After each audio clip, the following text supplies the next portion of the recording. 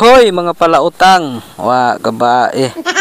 Lain nga adlaw, lain na pud nga utang ang atong paninglon karong adlaw. Ang atong mga obligasyon sa arawan nato, nakatuman na ba tanan? Nakadata na ba ang tanan? Wa ba mo magtago-tago? Wa gabae.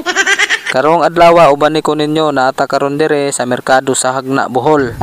Kay naatay customer nga rilisan.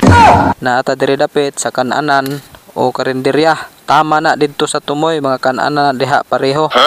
Pero diri rata. Kay nara dire nga to ang rilisan. Ang iyang approved loan di ay kay 7,000. Ang arawan ani is 140. Ang interest ani is 1,4. Ang total bayaran niya ani is 8,400 sud sa duha ka buwan.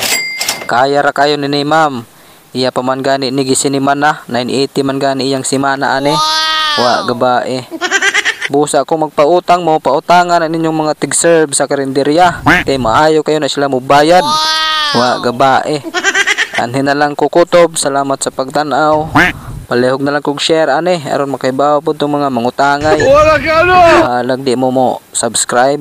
Wa gabae.